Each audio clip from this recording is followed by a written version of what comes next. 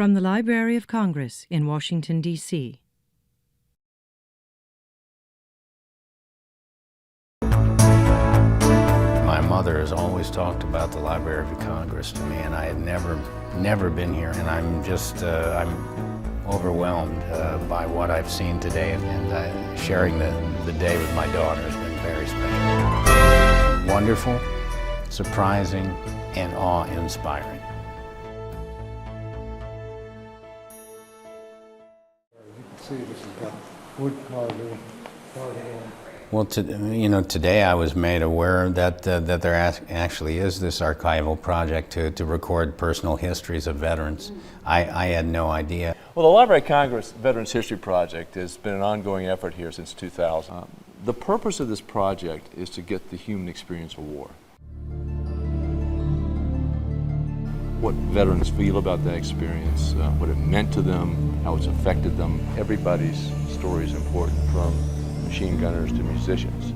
And that's what we've been trying to create with this project, of having people, every soldier, every airman, marine, sailor, tell their story and become a part of what has become a very rich and used collection here at the library. So we'll be able to capture those from World War I all the way up to the current conflict.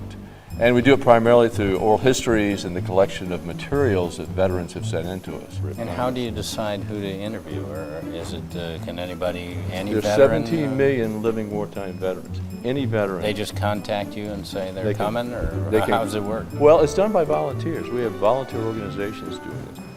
And then we have this document, which is a field kit that we use, that anybody can sit down with a family member and actually record one of these interviews.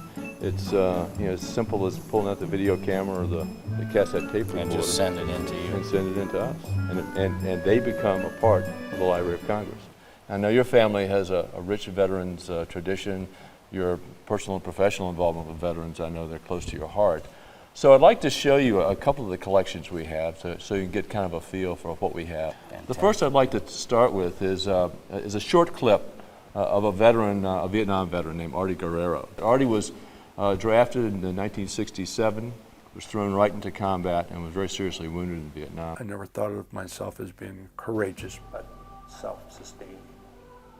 That's the part of the animalistic instinct that comes out of you when you're put in a barbaric situation like war. It isn't, you're not the same civilized mind that you're once taught to be, or the person that you are. And I've suffered these consequences, and you just don't come back the same. You suffer the post-traumatic stress disorder. It never leaves you. Artie is wheelchair bound, but is an advocate for veterans out in California. The project has about 78,000 collections. We're told to get the older veterans first. We have about 48,000 of those from World War II. But we're really starting to focus on Vietnam veterans. They're not getting any younger either, and we're really hoping to bring in more and more. We have about 10,000 of those collections here now. Now let's talk about entertaining the troops, which I know you're involved with. This is Robert Sidney. Robert Sidney is a World War II veteran, and he was enlisted into the Army to be a part of a show called This Is the Army. I don't know if you've heard about This Is the Army. Yeah. Well, he was their first sergeant. Irving Berlin, who set up that show, enlisted him to kind of be the first sergeant for the troop. When the show was set up, it was on Broadway. It was a hit on Broadway. Then they took it over to England, and it was a hit there. It played at the Palladium. Everyone loved it, but then they were going to disband the show until General Eisenhower showed up. Eisenhower got wind of that, and that's when he came to see the show. And after the show, he came backstage. We were called to attention, and he said, "At ease, man, at ease."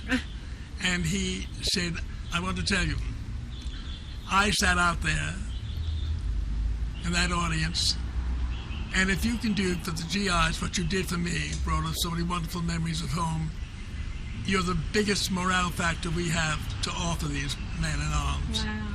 What went on then, the show was reconfigured, sent literally around the world. And what Robert has done here is this is the itinerary for the shows. Also in his collection there's some very touching letters from Irving Berlin to him. This is Irving Berlin at a medical ward out in the Pacific singing to the troops. This is him in front of a poster in Rome. Interesting part about this troop, it was integrated. You know, most of the units in World War II were segregated. I don't know if you have these backstage at any of your shows of guys dressing up for their performance.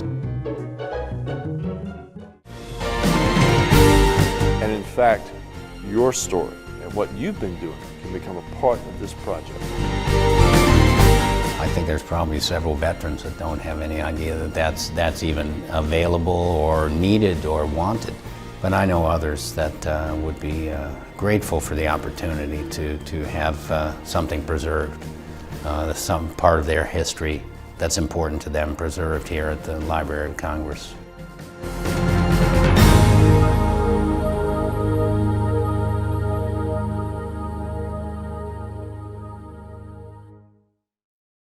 This has been a presentation of the Library of Congress.